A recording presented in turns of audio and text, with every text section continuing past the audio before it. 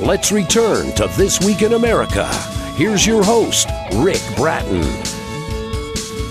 Welcome back, everybody. Thank you for joining us coast to coast This Week in America. The delightful new children's book, Harley and George by Wendy Cordar, teaches us that we're never too young to learn how to overcome prejudice. And if we can stop judging others, we just might make wonderful friends. Wendy has schizoaffective disorder and anxiety disorder, disabled because of the diagnoses. She also loved training and working with dogs and has earned her certification as a Certified Dog Obedience Instructor, graduating with honors. Wendy plans to open her own business as a professional dog trainer. Besides an animal lover, Wendy is focusing on her art by attending Washburn University. And Wendy Cordar, author of Harley and George, is our guest on This Week in America. Hi, Wendy. Welcome to the program. A pleasure to have you with us. Hello. Hi. Pleasure to be here. Thank you for joining us to talk about the book Harley and George. It is so well done. It's a very simple message, but boy, one that we all have to pay attention to. And suddenly it seems like in the world we're really not. We're judging other people, and we really need not to do that. And you're reaching out to a young audience with this book, Harley and George. What inspired you to write the book? Where did this idea for the book come from? Well, I was actually, my dog, Harley, and here he is, Harley, come here. Come here, Harley. There's Harley. We can see him on the video.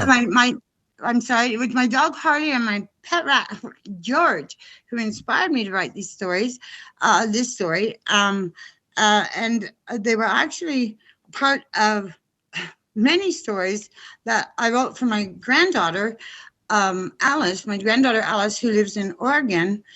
And I wrote them because we live so far apart that I wanted a way to reach out and share my life with her.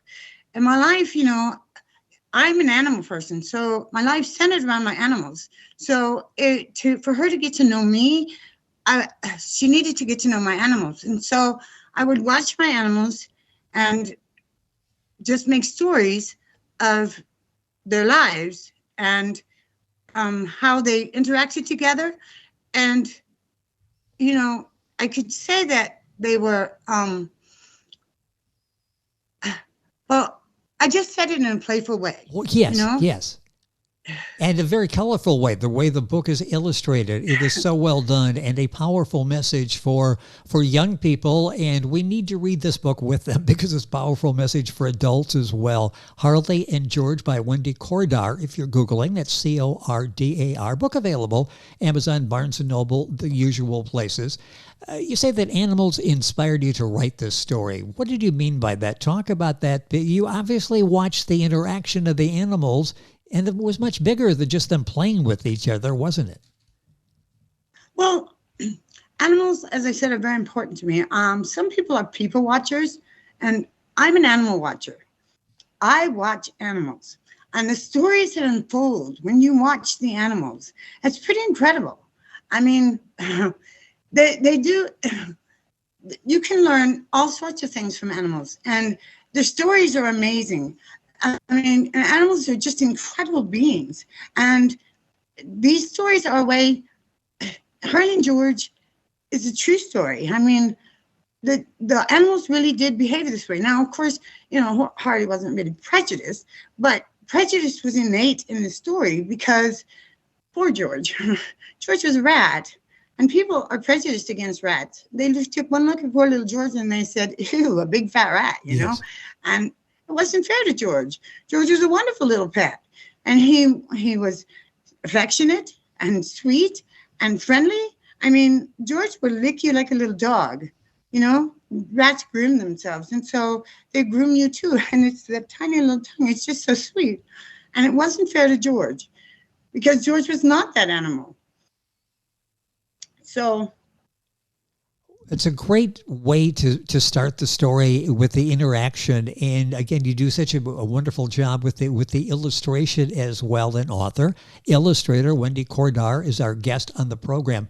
When you wrote Harley and George, as well as the other stories you wrote for your granddaughter, did you illustrate all of them? You've done a very nice job, and I talked about the art, and we'll get to that here in a little bit, but talk about illustrating the stories. That adds so much more, doesn't it? The words are well done and then enhanced by the story, by the illustrations.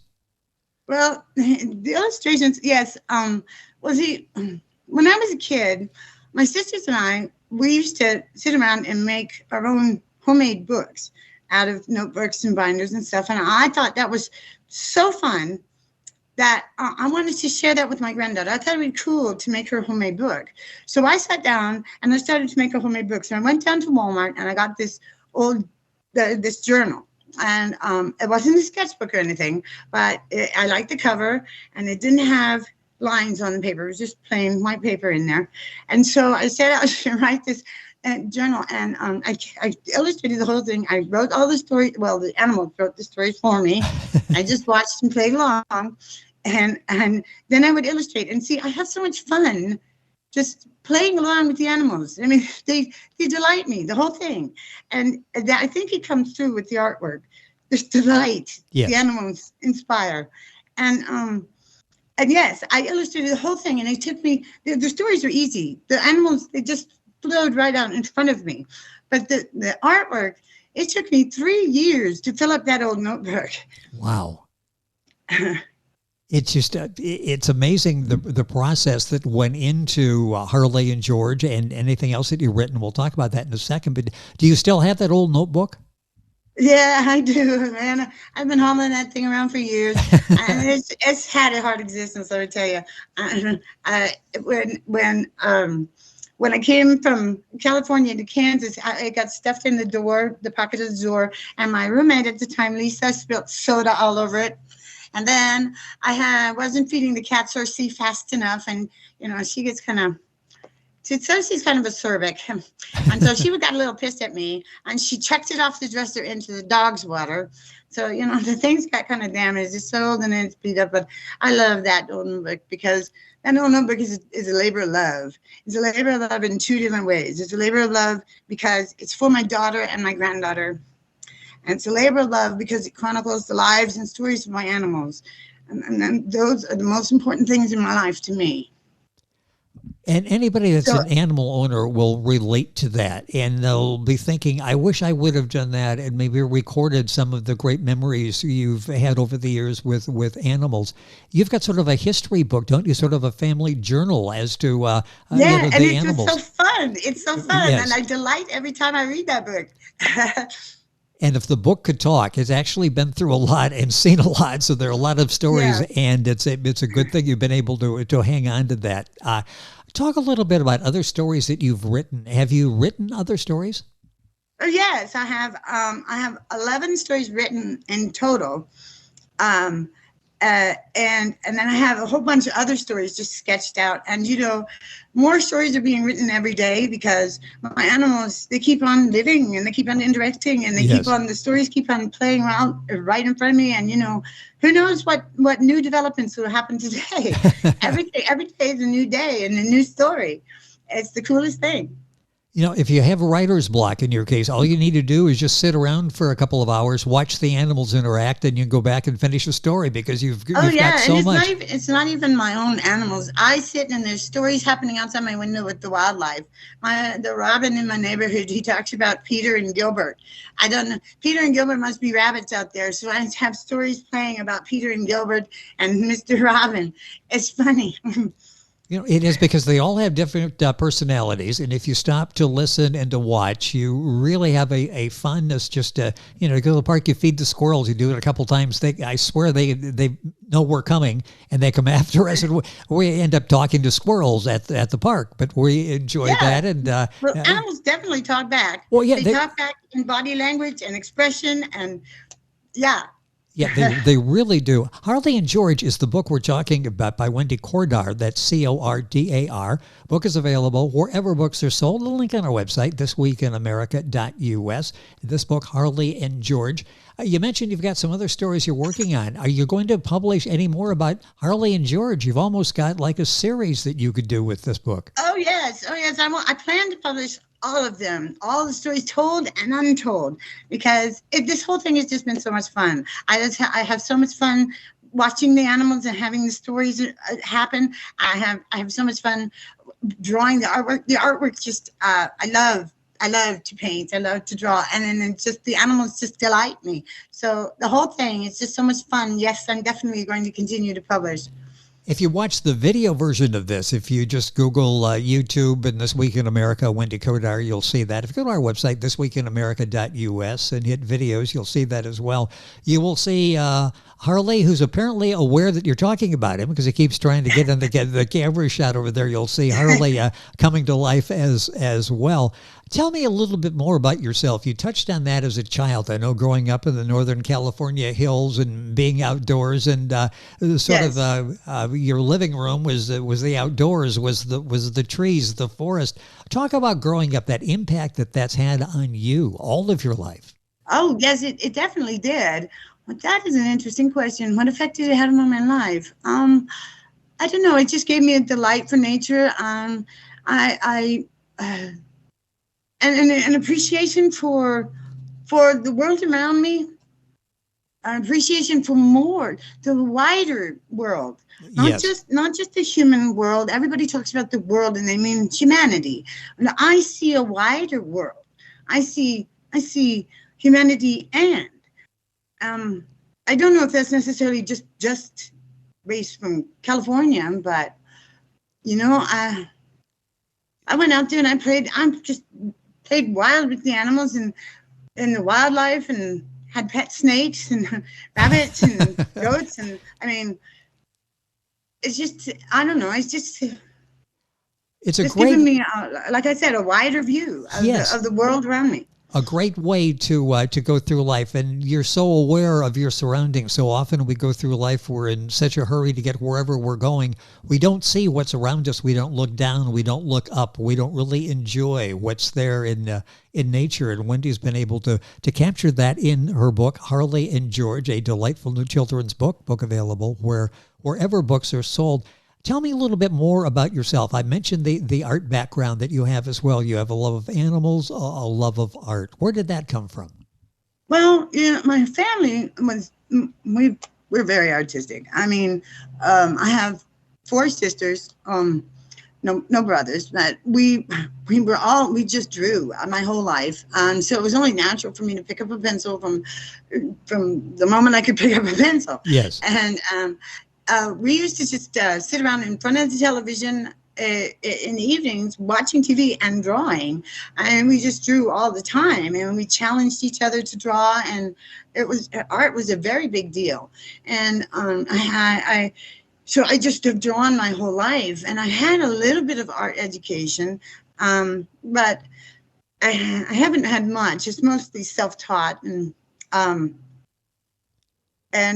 so that it's been a lifelong dream of mine to go to college and get some more art education. So that's why I went and signed up to Washburn University for the art classes. I'm going for the degree in fine arts in studio art.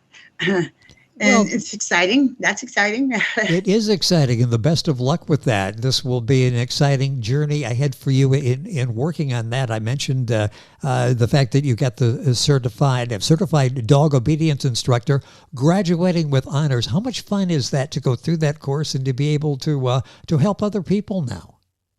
Oh, that's wonderful. I mean, I've always really been good with animals. I've been told over and over that I communicate well with dogs, and because I've trained dogs my whole life and worked with professional dog trainers, and just had a natural, innate ability to train dogs and work with them. And it is about communication, and so. Yeah, it's really great to be able to help other people. It makes me feel really, really good to be able to do that. And Harley's great helping me do that. Well, let's talk about her. Yeah, I did. To have Harley there, and you graduated with honors. What a distinction to be able to get the certification, graduate with honors. Harley's a big part of your life. Tell me a little bit about Harley. Give me a little background on him. Okay, well, Harley was found as a stray. So he's basically a rescue dog. He's an English pointer, and he's 9 years old.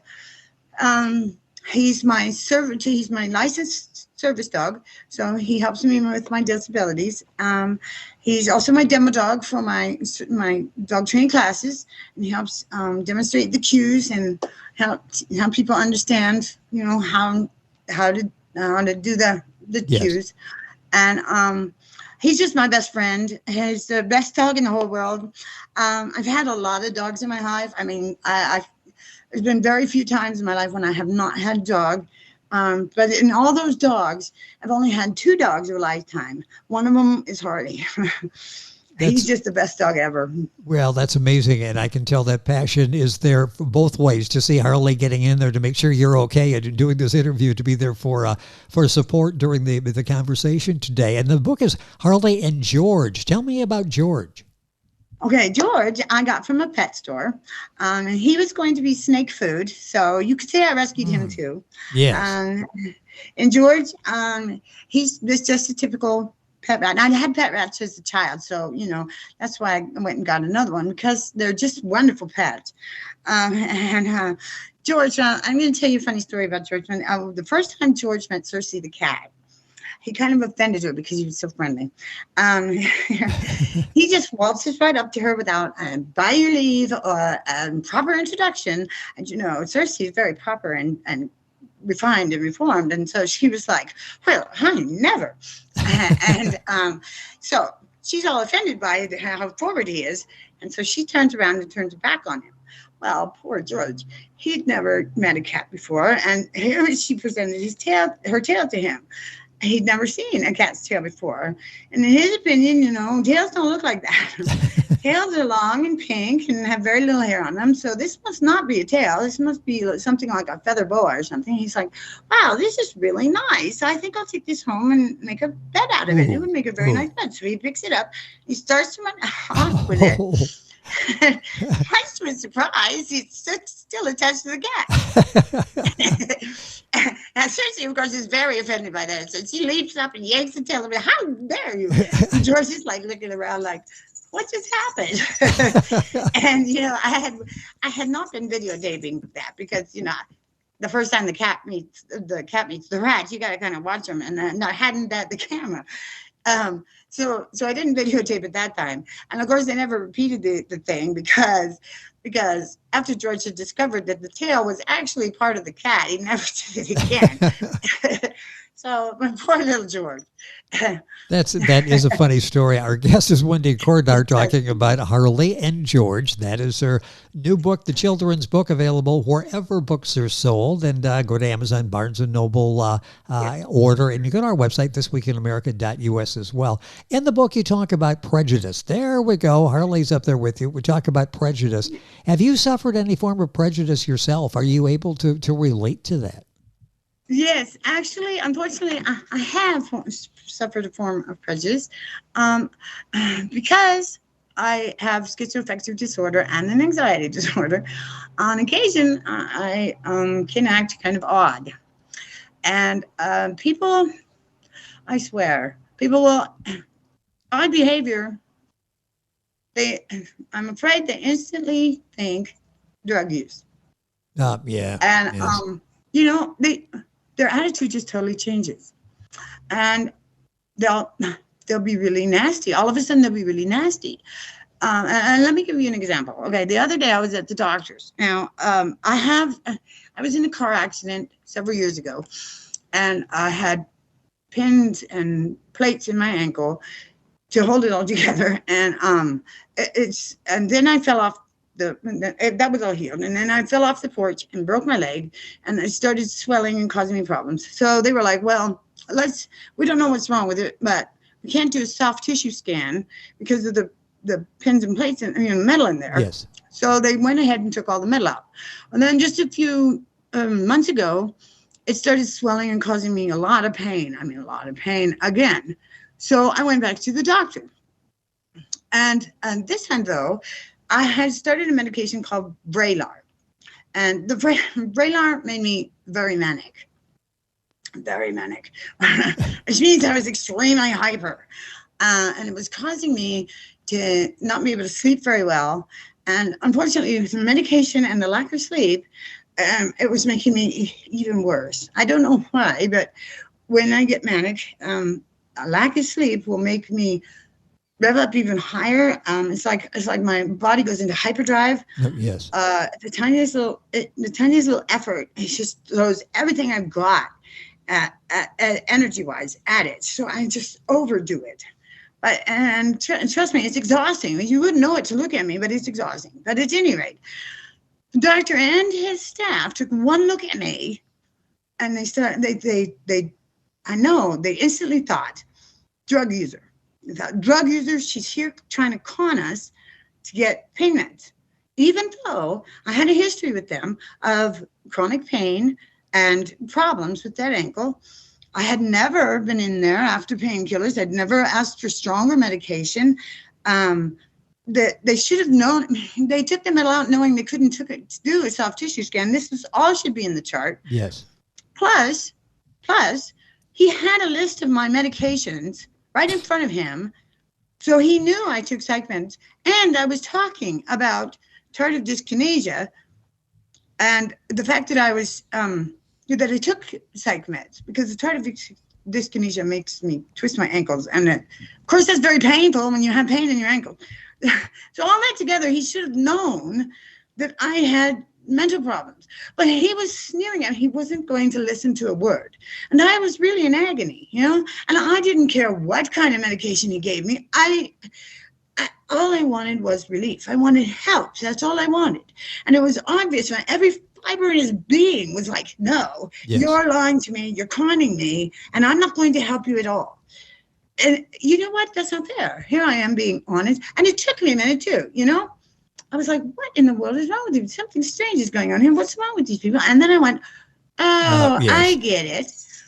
Because it wasn't just the doctor. It was the staff too. They were all snimming and sort of whispering behind their hands and at me. And at any rate, the doctor was finally he went and started touching the ankle and he thought he felt something move. Something was wrong in the ankle. He finally just happened to feel something wrong in the ankle. And I think it was just lucky chance that he did. Yes. He acted like it was, but I swear his attitude 180 degrees. He was totally different. Totally different. He stopped sneering at me, stopped acting like that. And he kind of went, uh-oh. Yes. And then he ordered an MRI and it was discovered, I have a torn ligament in my ankle. Now, but it's not fair to take a look at a person and judge them by a stereotype or judge them by their appearance, okay?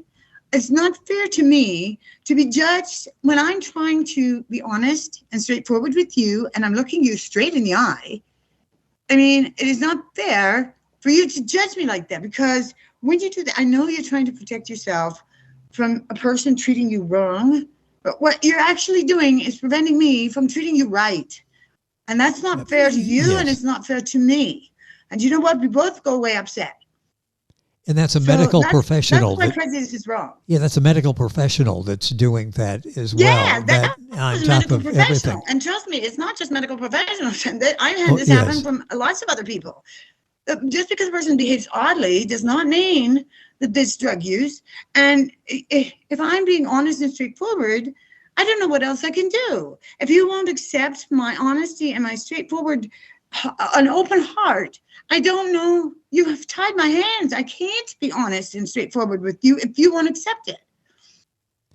Yeah, I fully understand what you're talking about and how difficult that has to be. And you address that so well in Harley and George. It's a very simple message. You're never too young to learn how to overcome prejudice. And if we stop judging others, as was the case with Wendy in the doctor's office, we just might make wonderful friends. And I think there's a good lesson there in your story as well as the book. Wendy, congratulations on Harley and George. You've really done an excellent job writing it. The message resonates with the young listener, the young reader, as well as hopefully they'll read this book with their parents. And that the illustrations are so well done. Good luck with everything with the dog training. Good luck with the art in school, a lifelong dream, and you'll be a college student learning art at the college there at the university. You've got a lot going. Thank you so much for spending some time with us on the program today. Well, thank you. Thank you very much. It has been our pleasure. Wendy Cordar, that's Cordar. If you're Googling it, the book available wherever books are sold. I'd like to thank King Pages Press for arranging the conversation with Wendy, the author's marketing consultant. And all of the information on Wendy you'll find on our website, thisweekinamerica.us. We're back on today's program right after these messages. This Week in America is online. You can visit our website, thisweekinamerica.us. Scott Pinkerton, associate producer of This Week in America. Jay Anderson, segment producer. Ben Watson, webmaster. Otto Bechet, director of engineering and TV production. This Week in America produced and is a trademark of Blue Funk Broadcasting, LLC. For information on all of our guests and to listen to this week's show, our website again at thisweekinamerica.us. And I'm Sean Bratton, executive producer of This Week in America.